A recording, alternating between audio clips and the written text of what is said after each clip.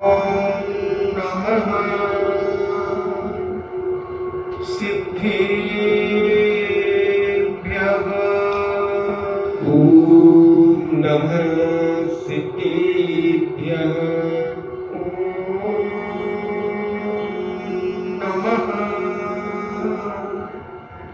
सिद्धेभ्यः।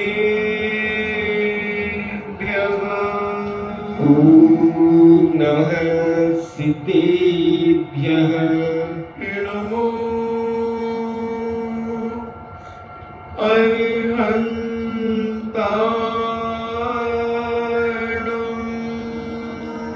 नमो अरिहन्ताणम्। नमो सिद्धाणम्। नमो सिद्धाणम्।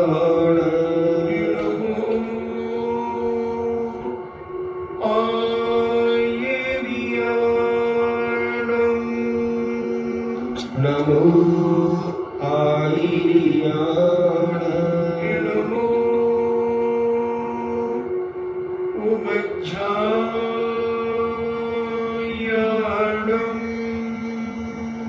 नमो उमज्झायाणम्। नमो लोये सब्बेसाहु।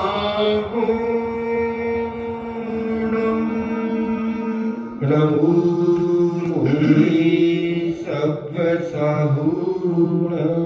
पंच परमेष्टि भगवान की जय। अहिंसामयी वीतराग विश्व धर्म की जय। देवादिदेव 1008 श्री आदिनाथ भगवान की जय। देवादिदेव 1008 चिंतामणि घोर उपसर्ग विजेता श्री पार्श्वनाथ भगवान की जय।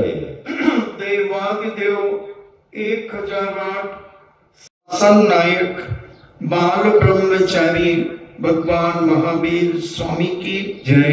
परम पूजनीय आचार्य श्रोमणि गुरुवर श्री कुंद कुंद महामुनिराज की जय।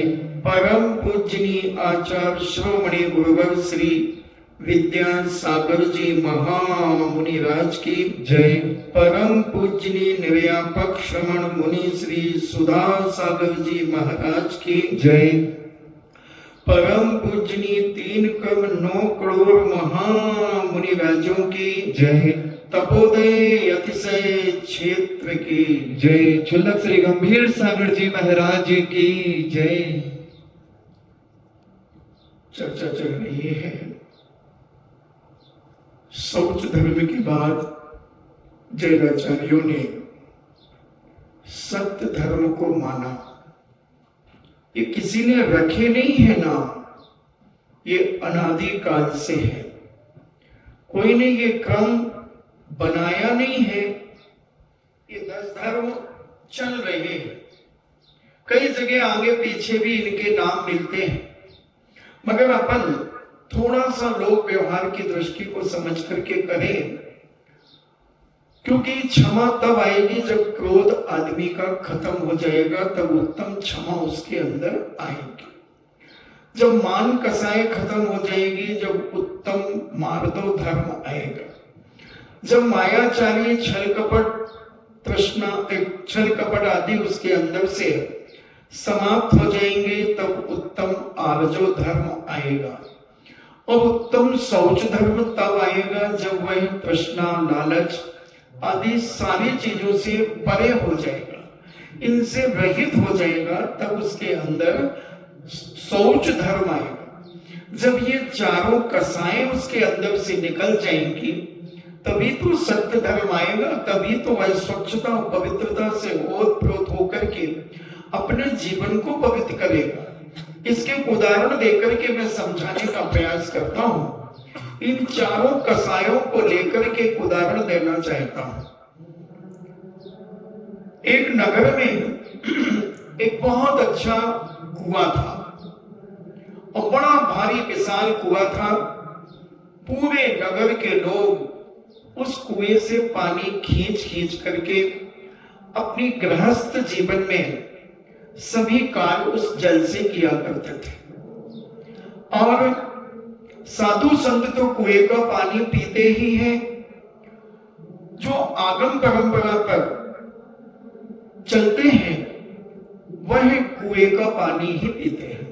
कुएं के पानी का पीने का लॉजिक, सबसे बड़ा लॉजिक ये होता है कि उस पानी से जो जीवानी बनती है, यानी जिस कुएं से पानी आया है उसके जीव जो हमने छान करके अलग से बाल्टी में बर्तन में रखे हैं, वो हमें उसी स्थान पर पहुंचाना है। भले लोग कितने भी तर्क कुतर्क करें कि कुएं में कबूतर के घोंसले होते हैं, उनकी बीट गिर जाती है, आदि आदि बातें करते हैं, मगर मैं आपसे पूछना चाहता हूं कि अगर आपके घर आपको ना भेज करके किसी दूसरे के घर में भेज दिया जाए तो आप कैसे रहेंगे बताएं।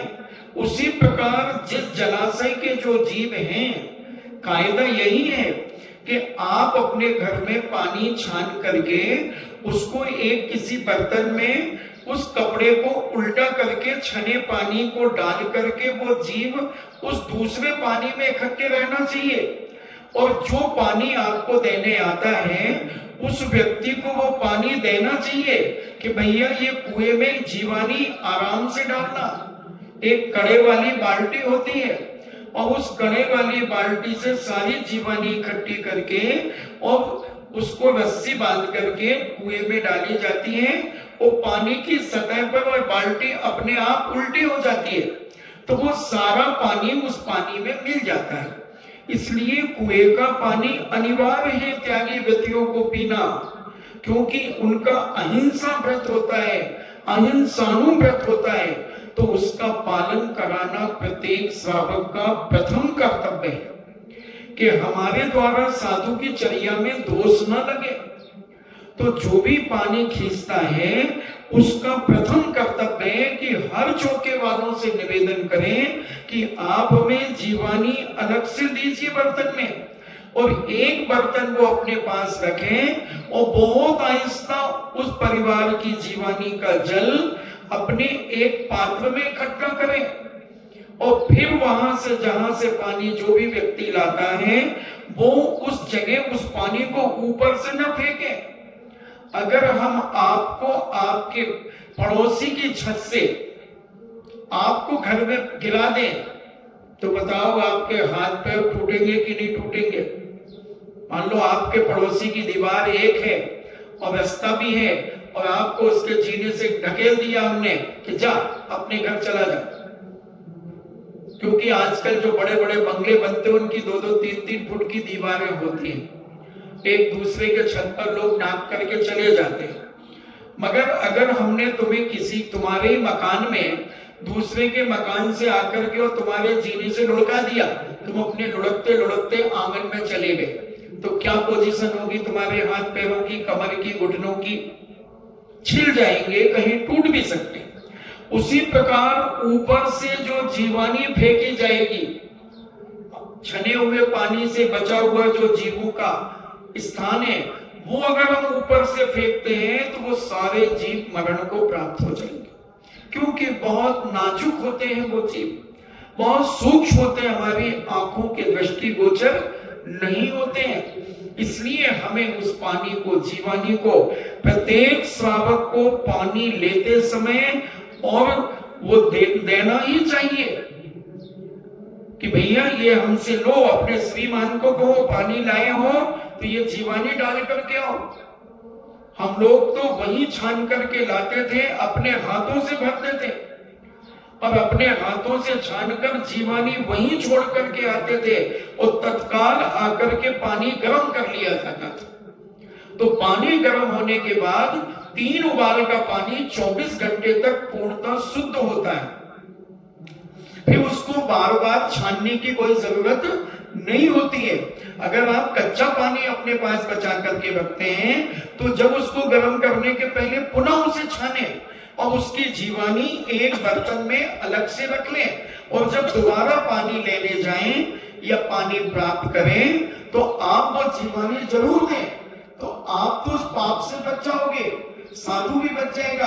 अब जो पानी लाने वाला है अगर वो गलती करता है तो वो सारा पाप उसके माथे जाएगा। तुम अपनी क्रियाएं विवेक पूर्ण करो। तो ऐसी कुएं की बात चली, इसलिए मैंने पानी की इतनी बात कर दी। तो बड़ा विशाल कुआं था उस नगर के अंदर, और कुत्ते तो आपने देखे ही, बहुत सारे कुत्ते होते हैं। अपने क्षेत्र में कम से कम 50 कुत्ते होंगे। तो नगर मोहल्लों में कुत्तों की कमी नहीं हो। आजकल तो आदमी की इज्जत से ज्यादा कुत्ते की इज्जत ज्यादा होती है। पहले कहते थे अतिथि देवो भव, अतिथियों को, और अब कहते कुत्ते से सावधान। पहले लिखा रहता था हर घर में, अतिथि देव के समान माना जाता था, और अब तख्तियां लगी रहती है कुत्ते से सावधान, यहाँ एक कुत्ता है। तो अनेक प्रकार की समस्याएं। तो ऐसे कुछ कुत्ते थे, बुलडॉग, पम्मी, टॉमी। तो 4 कुत्ते आपसी में लड़ते लड़ते उस कुएं में गिर गए। और कुएं में जब गिर गए, कुत्ते को ज्यादा तैरना नहीं आता। कुत्ता पानी में चल तो लेता है, निकलता तो है, मगर ज्यादा देर तक नहीं रह पाता। उसके पैरों तक अगर पानी है तो जैसे तैसे निकल जाता है। और बड़ा कुआं था, अब उसमें वो कुत्ते लड़ते लड़ते गिर गए।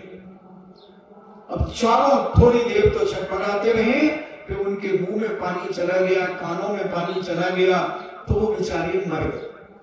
अब गांव के लोगों ने देखा कि कुत्ते मर गए, अब क्या करें?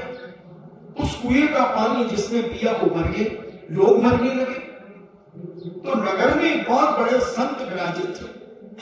उन संत से निवेदन किया कि महाराज, हमारे नगर में एक ही कुआं था और पूरा 500 वर्षों से उस कुएं से पानी खींचा जाता था, मगर अब ऐसी स्थिति बन गई कि वो कुएं का पानी से जो भी पी रहा वो मर जाता है। महाराज ने कहा क्यों? बोले 4 कुत्ते लड़ते लड़ते उस कुएं में गिर गए, वो चारों मर गए। ओहो! महाराज ने कहा भैया वो पानी पीना नहीं, विषाक्त हो गया है, पीना मत।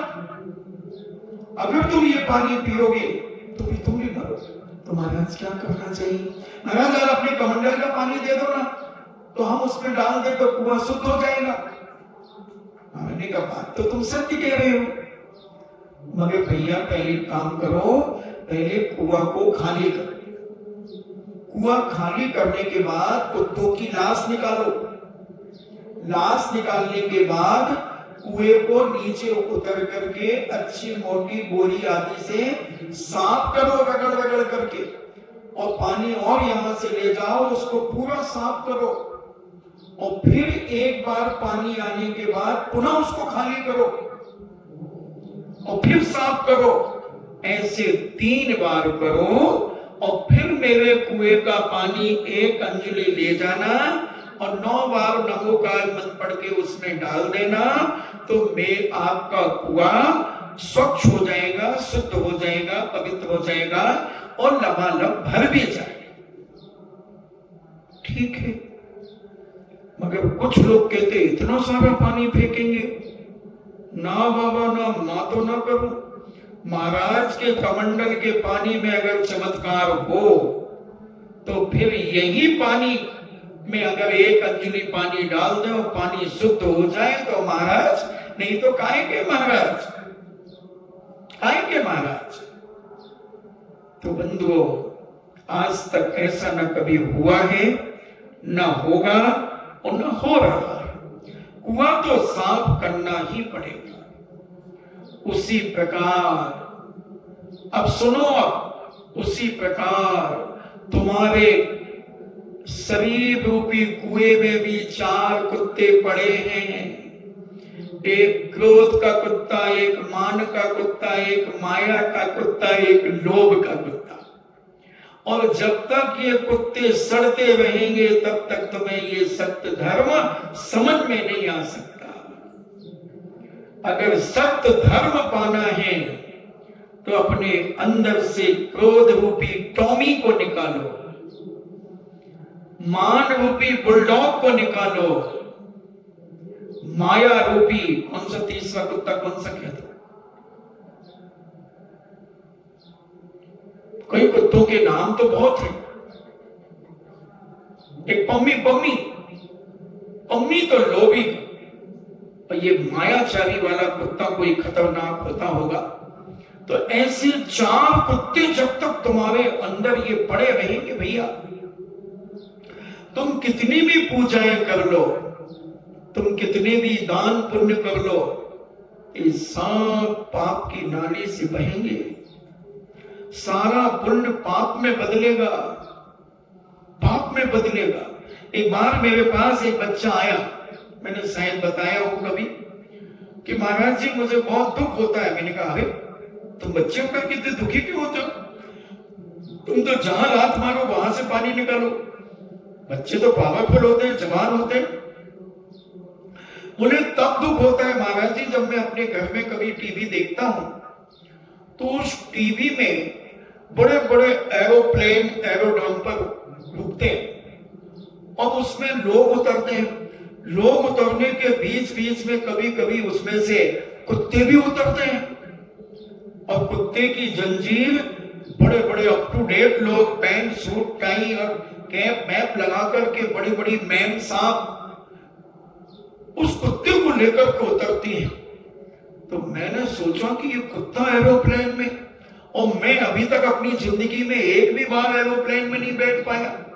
कौन कौन बैठा? जो गोमटेश्वर गए होंगे वो तो बैठ गए होंगे। अब तो बहुत सारे लोग बैठने लगे। तुम लोग नहीं बैठे तो गोमटेश्वर जाओ, अपने बाहुबली भगवान का दर्शन कर आओ। जय सिया राम हो गया काम।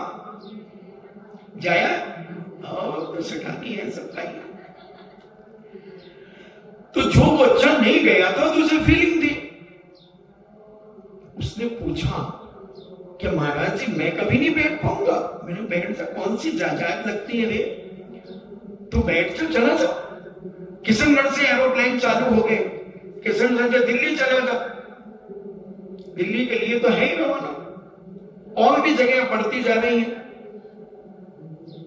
मगर महाराज कुत्ता ने ऐसा क्या किया कि जो कुत्ता एरोप्लेन में बैठ रहा है, मर्सिडीज गाड़ियों में कुत्ता बैठ रहा है और ऐसे शान से गाड़ी के कार के खिड़कियों में से ऐसे झांकता रहता है, जीप लपलपाता रहता है और गाड़ी फर से निकल जाती है। और कई जगह तो मैंने देखा महाराज कुत्ते की सोने की चेन। मैंने कहा इतने ही देखा और मुझसे सुन ले। कुत्ते के डल्लप पिलो के गद्दे और ऐसी मखमल की रजाई, और सुन कुत्ते का स्पेशल डॉक्टर। कुत्ते को एक छींक तो आ जाए, डॉक्टर उसका इलाज करता है। कुत्ते की सेवा करने वाला एक अलग से आदमी, कुत्ते को नहलाया जाता है लक्स क्रीम से, लिरिल से, हिमानी से, पॉन्स से, पाउडर लगाया जाता है गर्मी में, नीमासिल पाउडर, नाइसिल पाउडर, अनेक अनेक पाउडर लगाए जाते हैं। बेटा तू इतना क्यों घबरा रहा है? फेयर एंड लवली ठंड में लगाई जाती है, बी को टर्मेट लगाया जाता है, पॉन्ड्स क्रीम लगाई जाती है। क्या समझ रहा तू? अभी ये गर्मी की क्रीमें अलग आती हैं, उनको लगाया जाता है। कुत्ता एसी में रहता है बेटा, तू घबरा क्यों रहा इतना? तो महाराज उसने ऐसा क्या किया? सुन ले, मैं बताता हूं। उसने पूर्व जन्म में बेटा बहुत धर्म किया, खूब पूजा पाठ किए, साधु संतों को आहार दिया, खूब मालाएं फेरी, मगर उसके साथ में मायाचारी करते थे, छल कपट किया, खूब छल कपट किया, खूब मायाचारी की और धर्म भी किया, सब कुछ किया।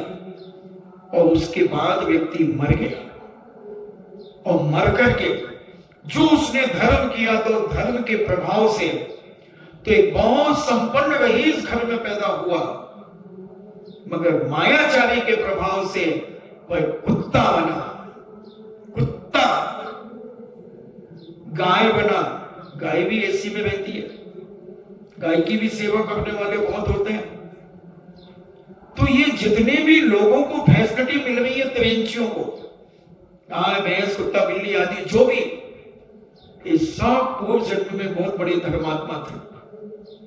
बहुत बड़े धर्मात्मा थे और दान भी दिया, पूजा पाठ भी की, सब कुछ किया, मगर 24 घंटे मायाचारी में लिप्त रहते थे। मायाचारी में किसी से बात कर रहे हैं तो मायाचारी, उनके झलक रही, उनके चेहरे से झलक रही है। ऐसा मुंह बना ले कि अभी रोने वाली है और फिर 1 मिनट में ऐसे हंस दे कि हेमा मालिनी भी क्या हंसे। ऐसी छल कपट, ऐसी मायाचारी इनके अंदर, मैं तो देखता ही रहता हूं। मुझे तो राजस्थान में 20-25 साल हो गए और जब से मैंने होश संभाला, जब से देख ही रहा।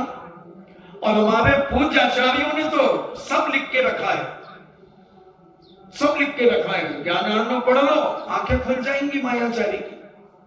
मैंने तो दीक्षा के पहले पढ़ा था 1984-85 में, सब समझ में आ गया।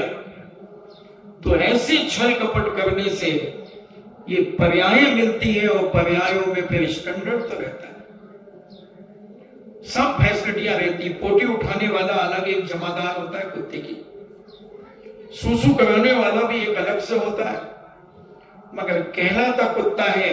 अगर कुत्ता अच्छा कहलाता, एक उदाहरण और अभी मैं फिट करता हूं, अगर कुत्ता अच्छा कहलाता, कुत्ता शब्द अच्छा कहलाता, तो जब कभी भाई बहनों में झगड़ा हो जाता है, भाई बहनों में जब कभी झगड़ा हो जाता है, तो जब बहन पिट जाती है, और अधिकतर बहनें पिटती हैं, 10% बहनें होती जो भाई को पीट देती हैं, तो वो क्या कहते, देखो मम्मी समझाना इस कुत्ते को, कुत्ता कहीं का।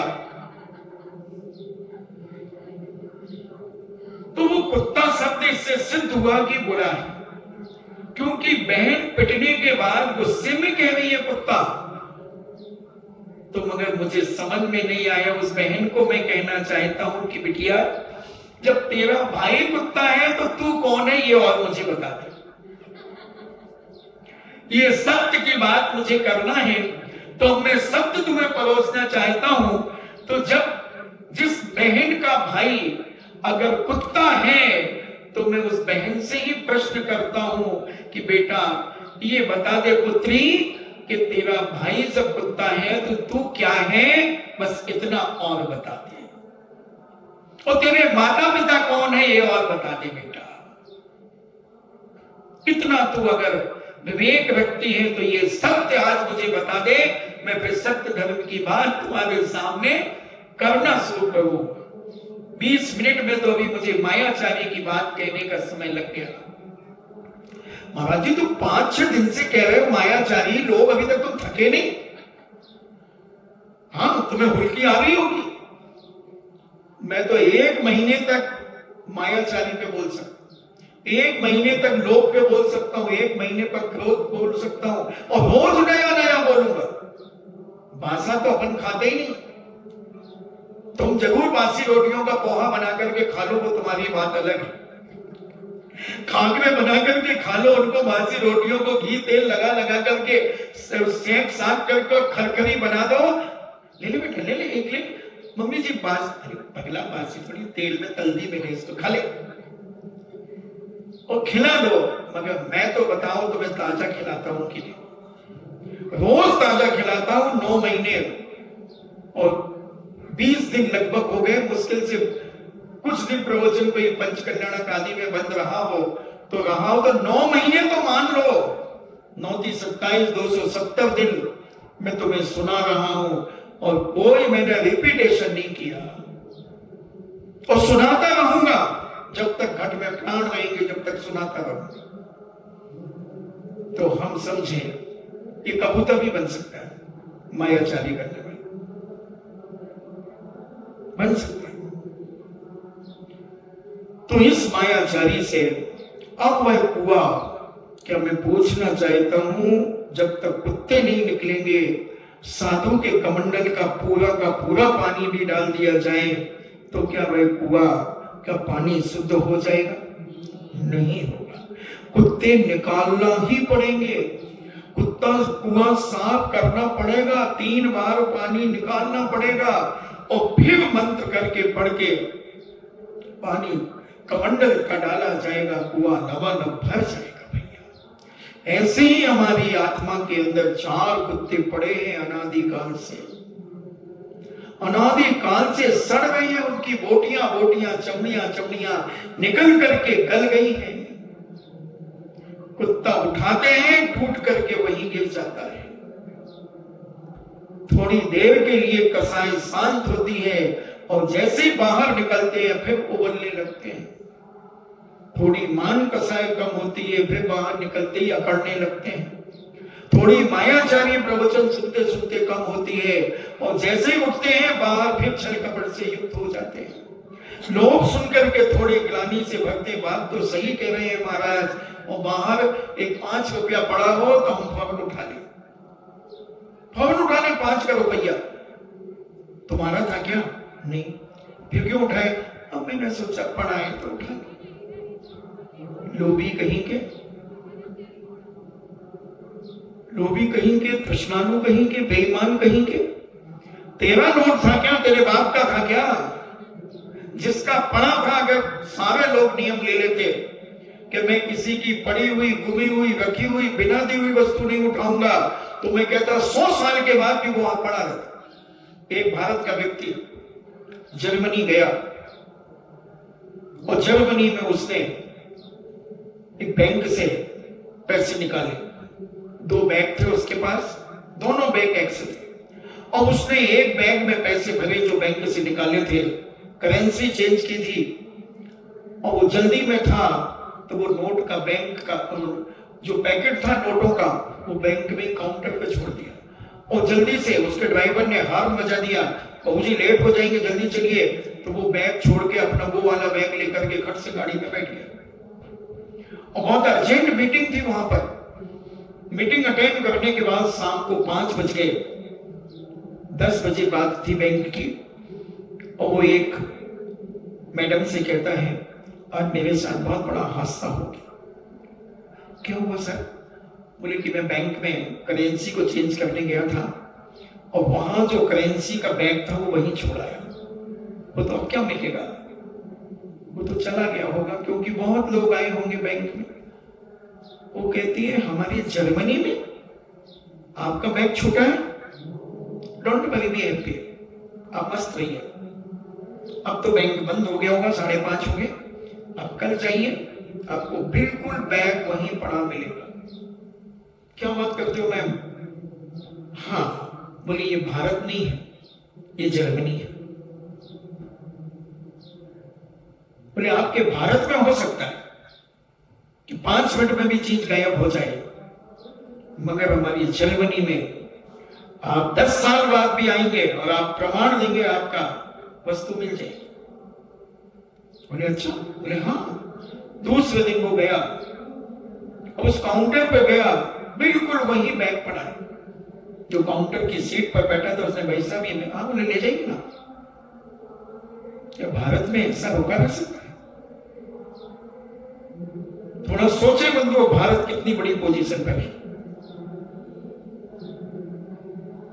कितना बड़ा गिरा हुआ है भारत के संस्कार कुछ कारणों से, कुछ गलतियों के कारण। वैसे तो भारतीय संस्कृति को सारा विश्व दाद देता है, सारा विश्व भारतीय संस्कृति के संस्कारों पर बहुमान और गरिमा करता है, मगर कुछ बेईमानों के कारण, कुछ चोर लुच्चे लपंगों के कारण, कुछ ऐसे निकृष्ट लोगों के कारण हमारा भारत और हमारी भारतीय संस्कृति बदनाम हो जाती है। कभी कभी इन चोरों के कारण, इन बेईमानों के कारण, इन लोभियों के कारण। बंधुओं, हमें विचार करना चाहिए। अगर संस्कार है तो संस्कृति है, और संस्कृति है तो संस्कार। एक सिक्के के ये 2 पहलू हैं। प्रत्येक व्यक्ति को देश की चिंता करना चाहिए, देश के बहुमान को ऊंचाइयां देना चाहिए। हम भूखे मर जाएंगे, मगर हम किसी की पड़ी हुई, गुमी हुई, रखी हुई, बिना दी हुई वस्तु हमें उठाने का कोई अधिकार नहीं है। कोई अधिकार नहीं। आपसे मैं पूछना चाहता हूं, आप बैठे, आपका कोई पर्स गिर जाए, आपके 100 रुपए गिर जाए, और सारे लोग जितने इस पंडाल में आते हैं उन सबका नियम है, यहां तक कि सफाई कर्मचारी का भी नियम है कि मैं किसी की पड़ी हुई, गुमी हुई, रखी हुई, बिना दी हुई वस्तु नहीं लूंगा। तो बोलो ये नोट कब तक पड़ा रहेगा? जब तक ये पंडाल लगा रहेगा, पंडाल उखड़ भी जाएगा तो भी नोट उसी जगह पड़ा रहेगा। ईमानदारी अभी मरी नहीं है, ईमानदारी अभी जिंदा है। मगर कुछ बेईमानों के कारण, कुछ छलियों के कारण, कुछ अहंकारियों के कारण, कुछ मायावी लोगों के कारण, कुछ क्रोधी लोगों के कारण, कुछ बिसनी लोगों के कारण, इनको बिसन के लिए पैसे चाहिए, वो कहीं से भी चुरा करके अपने बिसन की पूर्ति कर सकते हैं। अफीमची होते हैं, वो नलों की टोटियां खोल लेते हैं। कोटा के अंदर देखो आप कितने अफीमची हैं, कुछ भी चुरा लेते हैं, कांच फोड़ करके मोबाइल उठा लेंगे। और एक पुड़िया 75-80 रुपए की एक पुड़िया में 5-5 हजार का सामान देकर के एक पुड़िया खरीद लेते। उनके सामने पैसों की वैल्यू नहीं, उन्हें पुड़िया चाहिए अफीम की, गांजे की। ऐसे ही शराबी होते हैं, वो मंदिर की चीजें चुरा ले, कुछ भी चुरा सकते हैं। ऐसे पापियों के द्वारा हमारा भारत आज बदनाम हो रहा है बंधुओं। नहीं तो ये भारत की गरिमा, भारत के संस्कार, भारतीय संस्कृति को सारे लोग बड़ी श्रद्धा और भक्ति से देखते हैं। कुछ बेईमानी पापियों के कारण आज हमारा भारत बदनाम हो गया है। नहीं तो भारत की तो वो इज्जत थी और अभी भी है। मात्र 10% पापियों के कारण, मात्र 10% पापियों के कारण भारत बदनाम हो रहा है। भारत बदनाम हो रहा है, भारत की संस्कृति बदनाम हो रही है, भारत के संस्कार बदनाम हो रहे हैं। अगर ये 10% चोर, लुटेरे, पापी, अहंकारी, कसाई, मानी, क्रोधी, मायावी अगर अपने आप को सुधार लें तो भारत आज पुनः सोने की चिड़िया के नाम से घोषित हो सकता है। सारा विश्व इस भारत की गरिमा पर नाच करता है। ये सत्य है बंधुओं, मगर इस सत्य को अगर एक एक आदमी अपने अंदर उतार ले तो आज भारत बहुत ऊंचाइयां छू सकता है। और भारत की गरिमा आज जो है उसमें कई शून्य जोड़ दो, इतनी गरिमा पूर्ण हो सकता है भारत। इसलिए हमें अपने जीवन में इसको समझना है, धर्म को समझना है और जीवन का आनंद लेना है बंधुओं। तभी हमारा जीवन पवित्र हो सकेगा, महान हो सकेगा। नहीं तो कुछ नहीं, आगे पाठ और पीछे सपाट, आगे पाठ पीछे सपाट। चुभना चाहिए, किसी भी एक पॉइंट लेकर के चुभना चाहिए, नींद हराम हो जाना चाहिए कि ये आज जो महाराज ने कहा ये मेरे अंदर तो नहीं है।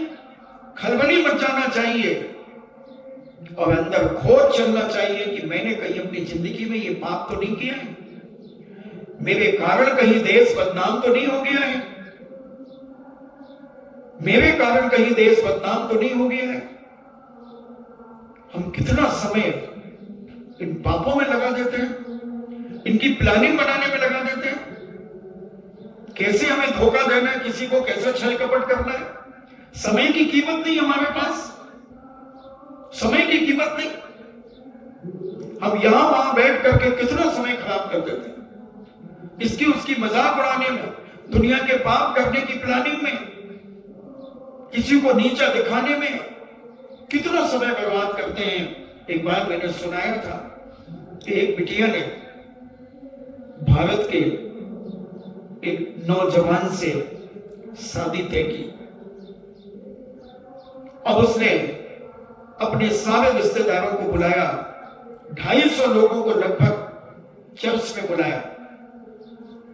ईसाई थी लड़की, लड़का भारतीय था।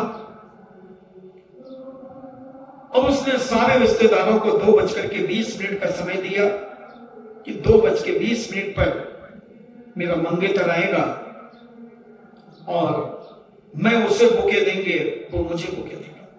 फिर उसके बाद हम सब अपना आगे का कार्यक्रम करेंगे। सारे लोग 2:15 पर चर्च में विराजित हो गए और वह बिटिया 2:16 पर चर्च के गेट पर अपना बुके लेकर के खड़ी हो गई, यानी फूलों का गुलदस्ता लेकर के खड़ी हो गई। और भारतीय नौजवान को जब उसने पहले 2 बजे फोन किया, बोले हाँ आ रहा हूं, चिंता मत कर, आ जाऊंगा मैं, तो तुझे थोड़ी छोड़ूंगा। उसने 2:15 पर फोन किया, बस निकल ही रहा हूं होटल से परिवार के साथ, और 2:19 पर वह बालिका अंदर ही अंदर खलबलाने लगी, घबराने लगी कि 1 मिनट है और अभी तक दूर दूर तक कोई गाड़ी नहीं दिख रही है, कुछ भी नहीं दिख रहा है, क्योंकि चर्च से 1-8 किलोमीटर का एरिया चारों तरफ से दिखता था। बहुत चिंतित हो गई, और जैसे ही उसकी घड़ी में 2:20 हुए, वो चर्च में गई अंदर। अब उसने एक एक व्यक्ति का अभिवादन करते हुए कहा, I am sorry please, I am sorry please. एक एक व्यक्ति से उसने क्षमा याचना की, और उसके बाद पुनः आकर के बाहर खड़ी हो गई,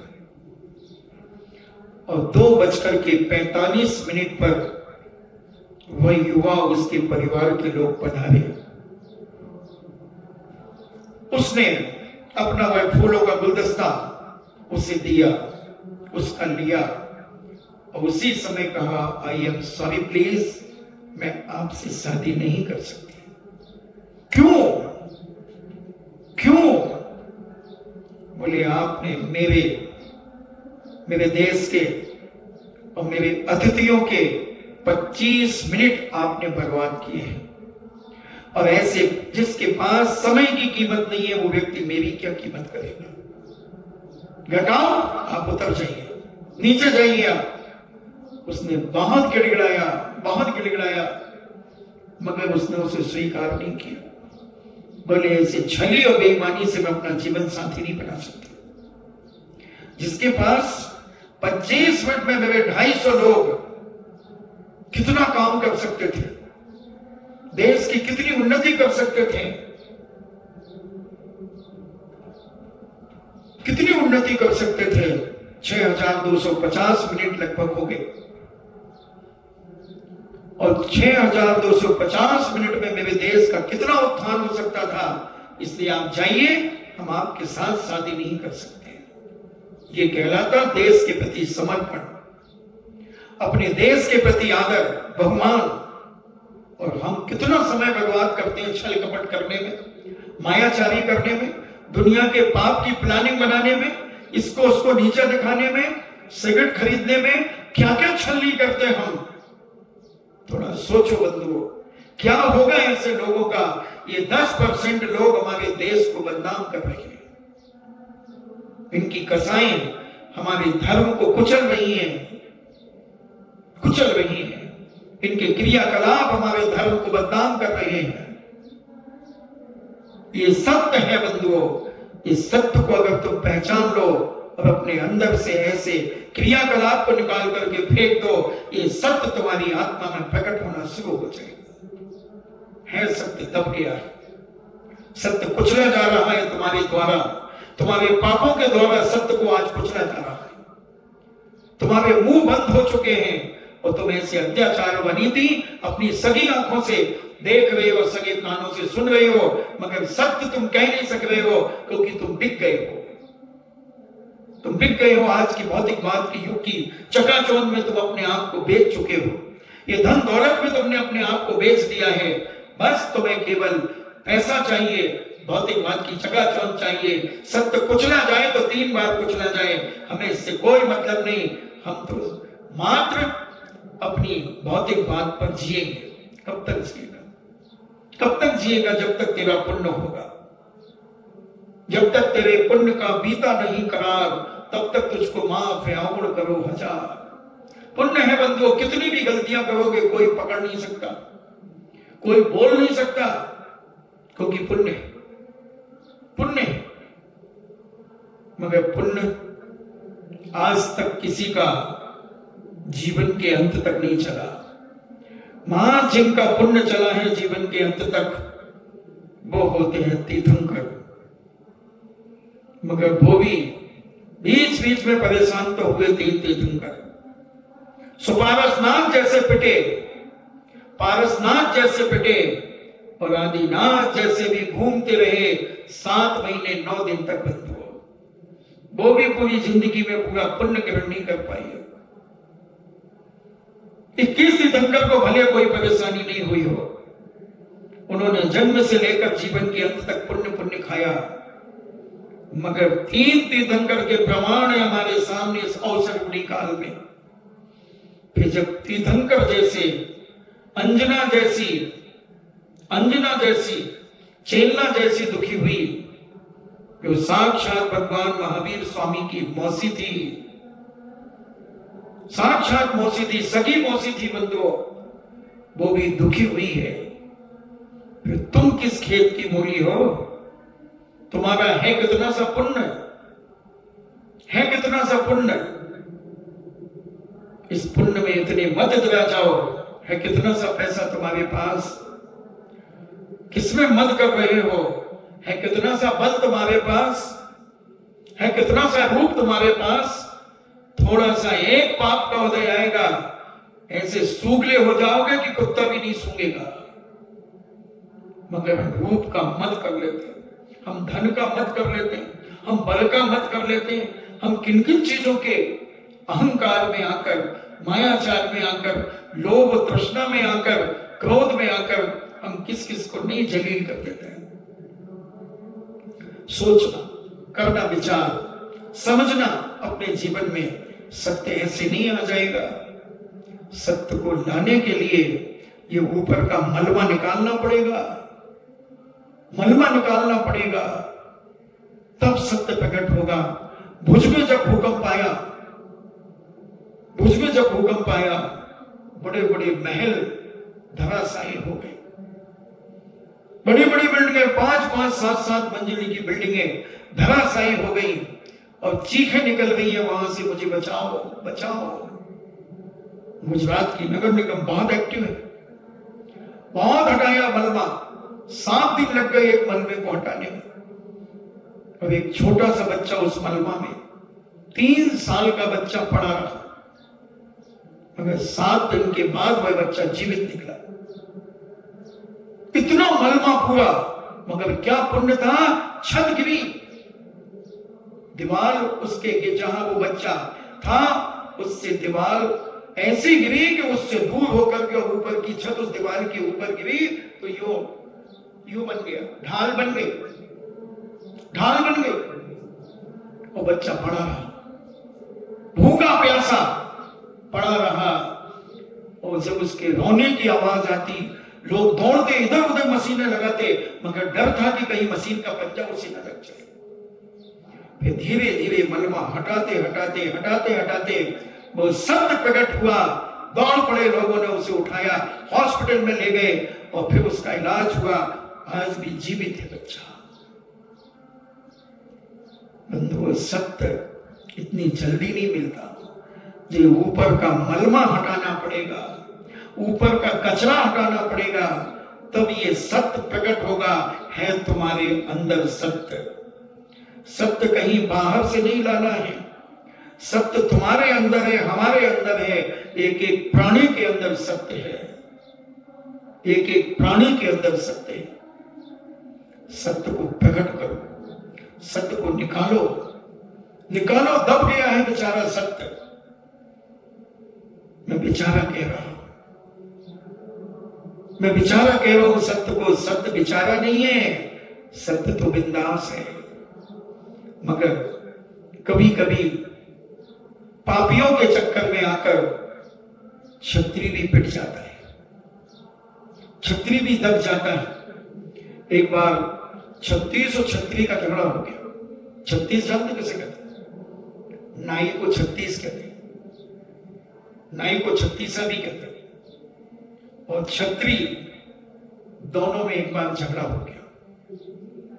और ऐसी गुत्थम हुई कि 36 क्षत्रिय के ऊपर चढ़ गया, उसकी छाती पे बैठ गया, जान ले लूंगा तेरी। वो क्षत्रिय दब गया, छटपटा तो रहा है छूटने के लिए, मगर 36 भी बलशाली था। बहुत देर हो गई, वहां से एक छत्री निकला और देखता है कि ये छत्री का बेटा पिट रहा है, और ये 36 से ये नाव की औकात क्या है। अब उसने कहा होश में रहे तो उसकी पीठ पे थोड़ा सा हाथ लगाया, अरे तू तो छत्री बंसी है रे, तेरे कुल में बड़े बड़े तीर्थंकर हुए और तू पिट रहा है। और उसे जोश आया, हाँ अलग निरंजन, आगे डब्बा पीछे इंजन, अलग निरंजन। और खट से छटपटाया और एक पलटी मारी और उसकी छाती पे चढ़ गया। बोले अब बोल बेटा, और दे 3-4 शॉट दिए, मुंह फट गया, मुंह फट गया।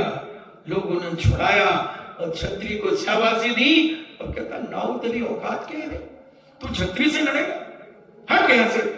सबने धुतकार दिया, सत्य जीत गया। कभी कभी सत्य पिटता तो है मगर मरता नहीं। सत्य आज तक नहीं मरा बंधुओं, और न मरेगा। सत्य दबा रह सकता है, सत्य नीचे दब सकता है मगर कभी मर नहीं सकता, मर नहीं सकता।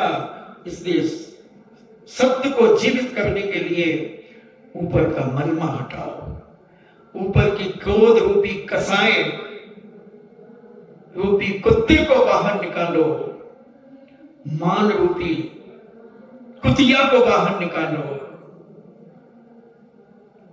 और मायाचारी रूपी इस छलिया को, कई बार कुतिया का नाम छलिया भी होता है, छल्लो होता है, छल्लो, तो उसको भी निकालो और लोभ रूपी डायन को निकालो।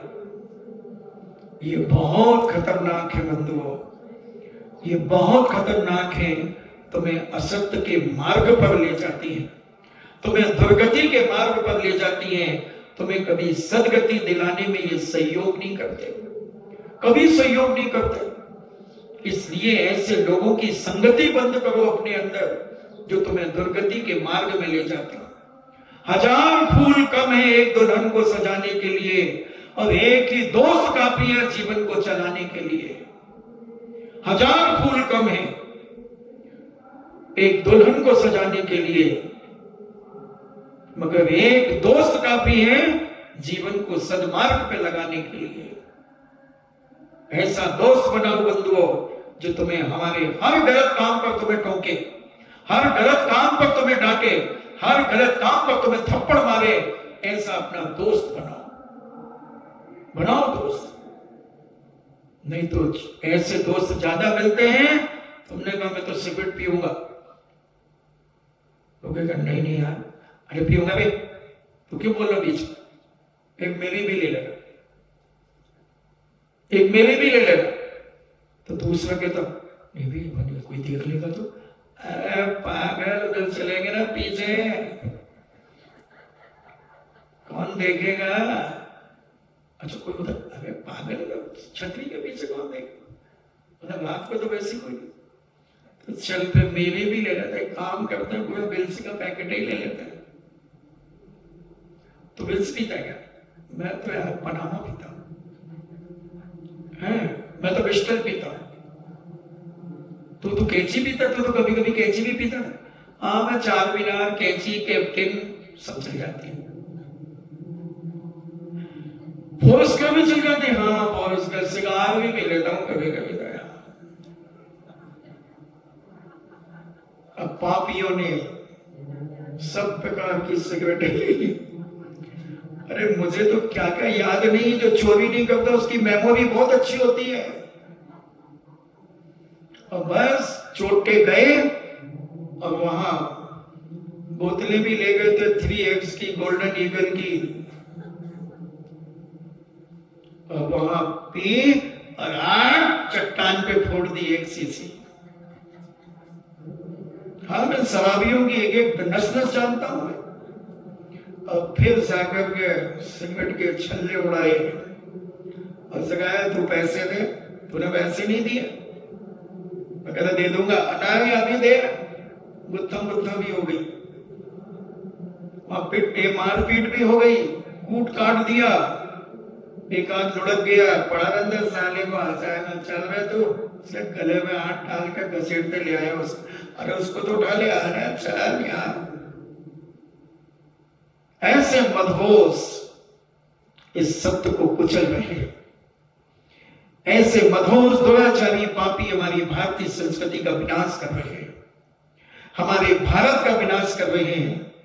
ये पापी अगर सुधर जाए तो भारत के ऊपर किसी में हिम्मत नहीं जो उंगली उठा दे। उंगली वहीं से सड़ेगी जो हमारे भारत के ऊपर उंगली उठाएगा। मगर भारत क्या करे? घर का बेटी लंका ढाए। भारत में रहने वाला खुद पापी होता जा रहा है। खान पान की, भोजन की थाली भ्रष्ट हो गई है, आंखें भ्रष्ट हो गई हैं, सोच भ्रष्ट हो गया है और सब पाप उसके जीवन में उतर गए हैं। ये 20% आदमी, 10% आदमी अगर अपनी जिंदगी को सुधार लें, सत्य को पाने के लिए सब पाप का तिलांजलि दे दें, बंधु ये भारत आज गर्व से सोने की चिड़िया, सारा विश्व इसे आदर और सम्मान देगा, सम्मान देगा। हमने बिगाड़ा है इस भारत को, हमारी नियत ने बिगाड़ा है इस भारत को, हमारे नियत ने बिगाड़ा है इस समीचीन धर्म को। हमने पाप करके हिंसा का समर्थन किया है, अहिंसा को हमने कुचला है, सत्य को हमने कुचला है, क्रोध क्षमा को हमने पीटा है और मान को, मार्दव को हमने हटाया है, मायाचारी को हमने पाया है और लोभ हमने अपने रग रग में बिठाया है। नहीं तो किसकी हिम्मत थी कि आज हमारे घर में हमारे को लूट ले, हमारे मोहल्ले में आकर के हमें दबा ले। अरे जहां ये बंदा रहता था वहां कोई शराबी की हिम्मत नहीं थी कि वहां से निकल जाए, किसी शराबी की हिम्मत नहीं थी। भले छूमता आएगा, अब उस जगह पे आके ऐसा चला जाता था जैसे बिल्कुल आराम से दुकान से सामान लेके जा रहा, नहीं तो टांगे टूटेंगी उसके, कुत्ते मूतेंगे उसके मुंह पे, पटकेंगे नाली में। ऐसी जिंदगी जियो रे, क्या कुत्तों के समान जिंदगी जी रहे हो? ऐसी निकृष्ट जिंदगी कि तुमसे कोई बात करना नहीं चाहता, तुम्हें कोई देखना पसंद नहीं करता, इतने गिर गए तुम, अपने इन कारनामों से गिर गए। कारनामे सुधार लो, सत्य तो आज भी जिंदा है। धर्म का कभी मरण नहीं होता, धर्म सदा जिंदा रहता है, संस्कार सदा जिंदा रहते हैं, संस्कार दब जाते हैं। संस्कृति कभी नष्ट नहीं होती, संस्कृति टूट जाती है। हम संस्कृति को हम ही तोड़ने वाले हैं, संस्कृति को हम ही जोड़ने वाले हैं, संस्कारों को हम ही बनाने वाले हैं, संस्कारों को हम ही दबाने वाले हैं। इसलिए बंधुओं, हम सोचे अपने जीवन में कि हम पापी ने इस सत्य को दबा के रखा है और सत्य एक सज्जन पुरुष होता है, सत्य एक सज्जन है, क्षमा एक सज्जन है, मार्दव एक सज्जन है, आर्जव एक सज्जन है और सोच सज्जन है। सज्जन व्यक्ति कभी दुर्जनों के मुंह नहीं लगता, समझना। अब देखना, सज्जन आदमी दुर्जनों से दूर रहने का प्रयास करेगा। अगर दुर्जन पास में आ जाएगा तो इतनी कहेगा, क्या यार तुम ऐसे काम क्यों करते हो,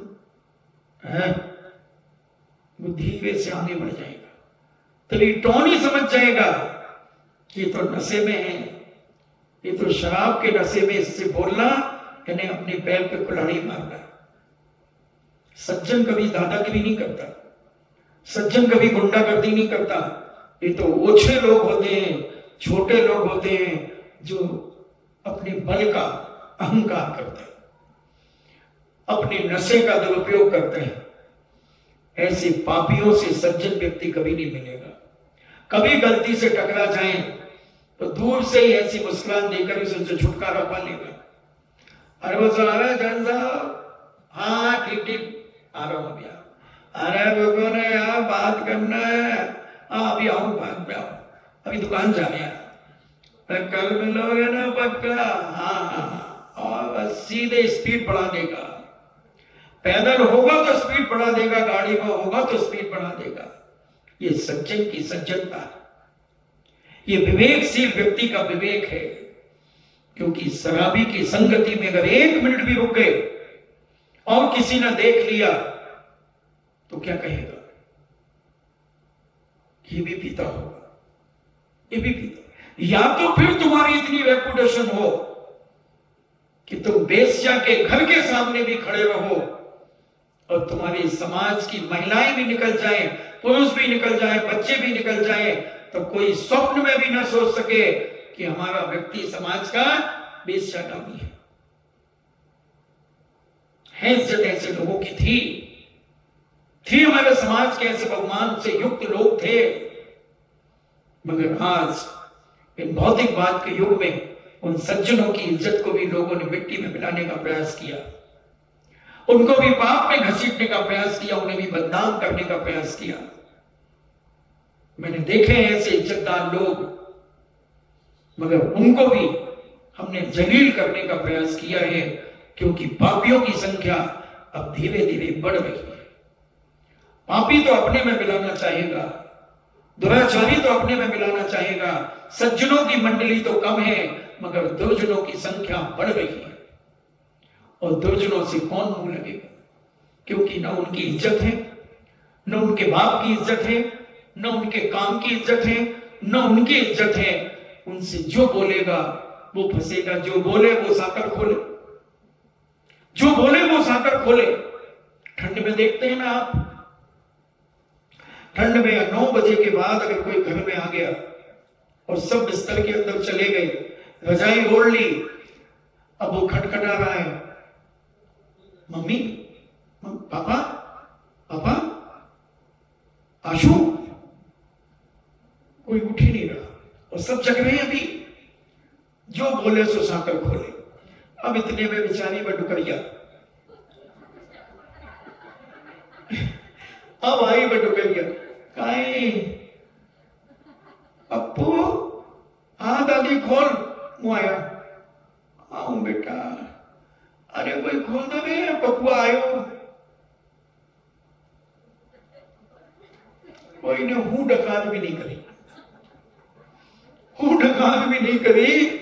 अब बेचारी मारी लकड़ी कटेगी, भाई कटेगी, आया मिट्टी कटा गया पप्पू, तू रात को देव से आवे बेटा, सिला के मारोगे तो। अब बड़बड़ा भी दीवारों से बातें कर रही, और दीवार पकड़ के नीचे गई और दरवाजा खोला, आजा बेटा, सिला गए, कोट पहन लो, कोट पहन लो, मफलर बांध दो बेटा, हाँ मफलर बांध दो दादी में, भाई मैं बांध लूँ मफलर, हाँ चल दरवाजा लगा दे, बैठ दे बेटा, दरवाजा बैठ दे। अब दरवाजा लगा के तालू लगा दे बेटा, हाँ समय काल खराब है। और फिर चलो माँ, भाई चल मैं हाथ पकड़ लो, नहीं बेटा तू जा, मैं चली जाऊं, मैं तो अकेले सो, तू जा। मम्मी मम्मी क्या है, इतनी देर को आते हो तुम, समझ में नहीं आता तुम्हें? अरे भूख लगी यार, खाना दो, मना दो रात को 10 बजे, मना दो। अच्छा भूख लगी, भूखा थोड़ी रहूंगा, मैं आ रहा हूं मुंह हाथ धो करके। बेटा वो गर्म पानी रखो है, देखना माँ का तो ममती, माँ की ममता, वो पानी गर्म पानी से धो लेना बेटा है। अब मुझे परेशान मत कर बेटा, तू उठा ले, वो देख वहां रखा। अरे अब क्या मम्मी तुम्हारा दिमाग खराब तो नहीं है? अब मम्मी उठ गई, मगर साल कटे है, साल ओढ़ के रोटी भी ठंडी हो गई, सब्जी भी ठंडी हो गई, गैस चला दिया। अब माँ भी ठंडी हो, मम्मी भी ठंडी हो गई थी, तो गैस चला के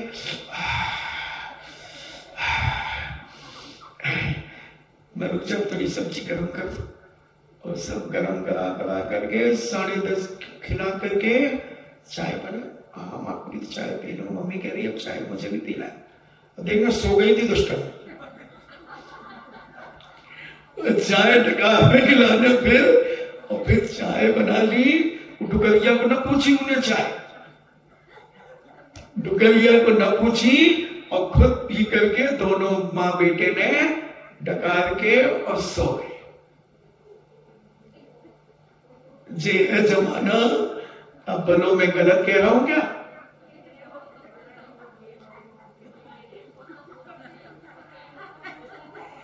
तो जे है, मैं तो सत्य कहने आया हूं आज। मान गई, मान गई, मान गई। बकरे की अम्मा कब तक खैर बनाएगी? एक ना एक दिन तलवार के नीचे तो आएगी।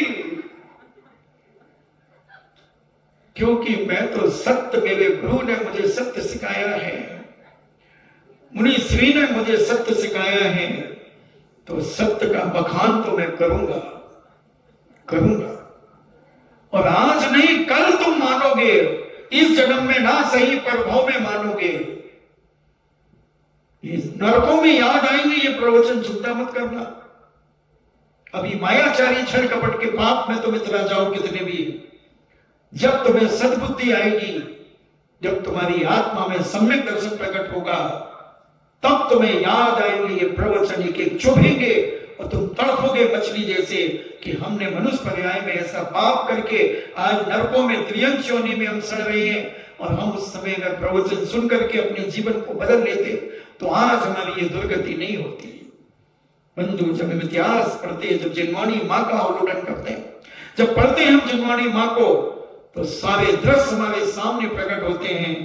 और वो दृश्य को पढ़ करके लगता है ये वही लोग हैं जिन्होंने गुरु की वाणी का अपमान किया है, जिनवाणी की वाणी का अपमान किया है, और अपने पुण्य के अहंकार में इतने इतराए कि इन्होंने धर्म का मजाक उड़ाया है, टिटोनिया किया यहां वहां बैठ करके, दुनिया के पाप किए और यहां जिनवाणी सुनाई जा रही थी। तो कर्म कहता है बाबा जी चिंता मत करो, ये तुमसे नहीं निपटेगा, ये केस बहुत षड्यंत्रकारी केस है, इसको मैं पकड़ूंगा, मैं पकड़ूंगा। मैं सीआईडी हूं और सीआईडी इंस्पेक्टर बड़े से बड़े केस पकड़ लेता है, और कर्म हमारा सीआईडी इंस्पेक्टर है।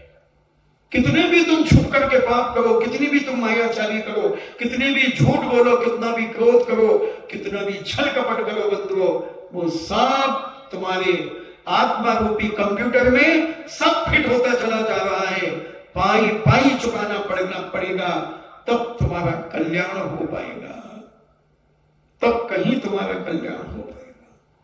समझो, जब जागे तब सवेरा है, तब जागे, जब जागे तब सवेरा है बंधुओं।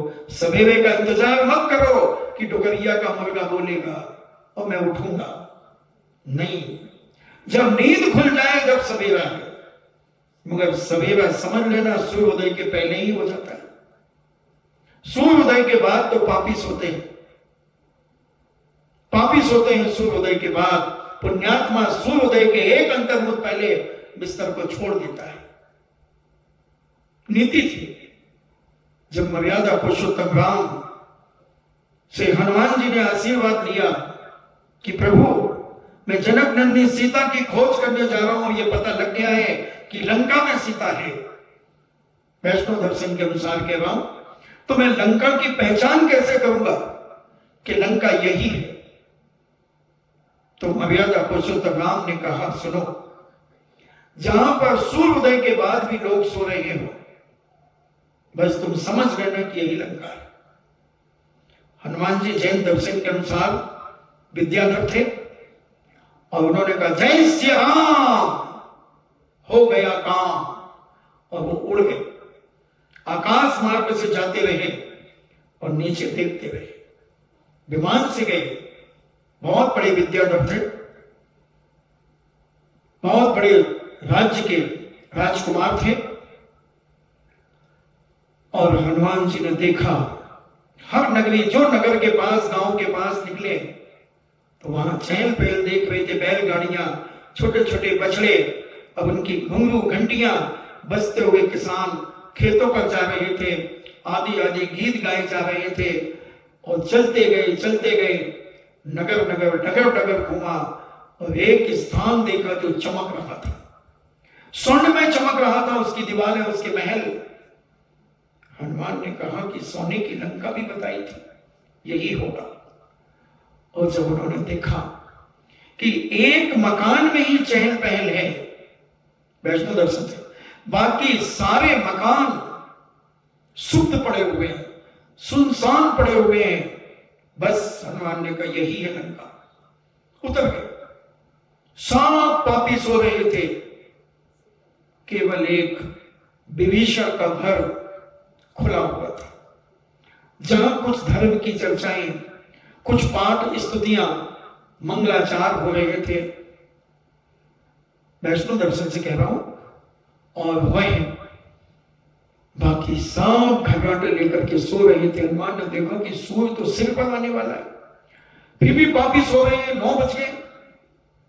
बस यही लंका है। काश बाय द वे, अगर आज हनुमान लंका का डायरेक्शन लेकर के ये चले कि चलो भारत में को देखता हूं, लंका तो नहीं है, तो कितनी लंका पैदा हो जाएंगी। इसी क्षेत्र में लंका में लंकेश मिल जाएंगे, इसी क्षेत्र में मिल जाएंगे। सूर्य उदय हो गया है, अभिषेक की घंटियां बज गई हैं, फिर भी अभी पापी सो रहा है, सो रहा, घबरा के दे रहा है। तो घर घर लंका, घर घर ब्राह्मण, इतने राम कहां से लाऊं, घर घर कंसा, घर घर मथुरा, इतने श्याम कहां से लाऊं, इतने श्याम कहां से लाऊं। आपका समय हुआ, मगर मेरा सत्य धर्म अभी। कोई बात नहीं, कोई बात नहीं। अपना तो बहुत कहा थोड़ा जानना, बहुत कहा थोड़ा जानना। आएगा कभी ना कभी आएगा, भी दवा है सत्य, उभरेगा। कभी अंगड़ाई लेगा सत्य, और अंगड़ाई जब लेगा तो पापियों की जंजीरें टूटेंगी। जैसे भीम भैया को वैष्णो दर्शन के अनुसार जब पृथ्वी के नीचे डाल दिया, शेष नागों के पास भेज दिया, जंजीरों से जकड़ा था, जहर का पान कराया था। और पांडु पुत्र जब अधोलोक में गए, क्योंकि वैष्णो दर्शन के अनुसार इस पृथ्वी को शेष नाग के ऊपर आधारित है ये पृथ्वी, और जब नीचे गए तो शेष नागों ने जब इन्हें डसा, क्योंकि जहर को उतारता है, लोहा लोहा को काटता है। तो जब इनको होश आया, कौन हो तुम? मैं पांडु पुत्र भीम हूं। यहां कैसे आए? दुर्योधन ने खीर में जहर मिला करके और मुझे यहां पर भेज दिया, फेंक दिया।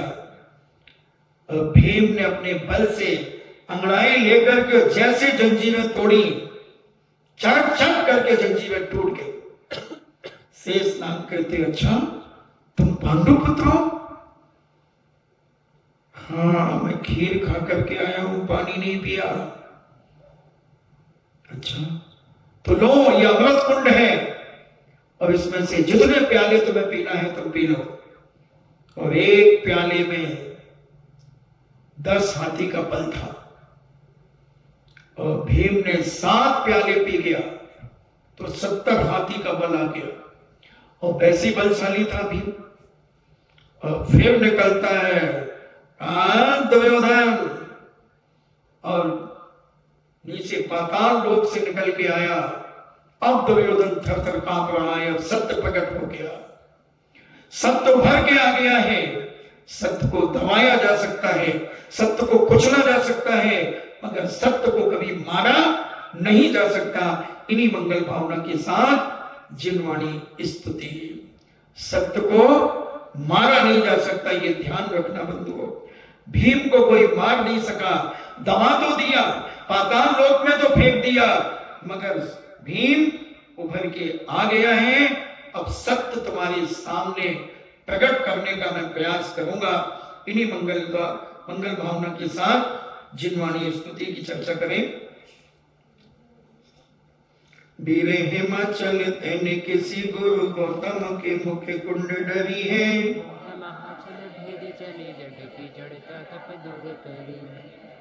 ज्ञान पयो निधि माही वली बहु भंग तरंगन सोचरी है।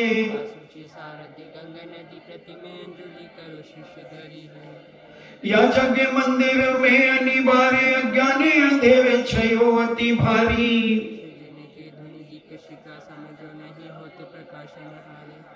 तो किसे पाति पदारथ पाति कहाँ ले तेरे हिते अधिचारी।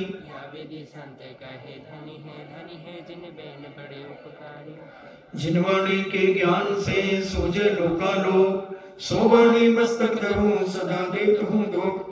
हे जिनवाणी भारती तो जपो दिन में जो तेरो शरणा गए सो पावे सुचे। देव भजो हंत को गुरु सेवा निर्बंध दया धर्म पालो सदा यही मोक्ष का पंथ। 9 बार।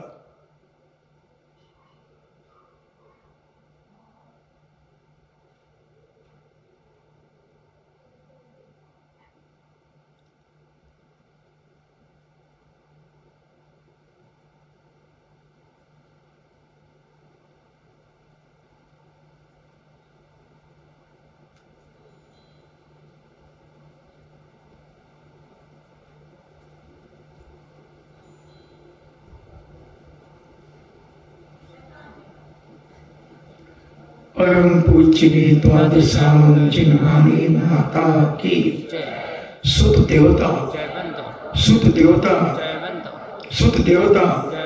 जैनम जेतु शासनम जैनम जेतु शासनम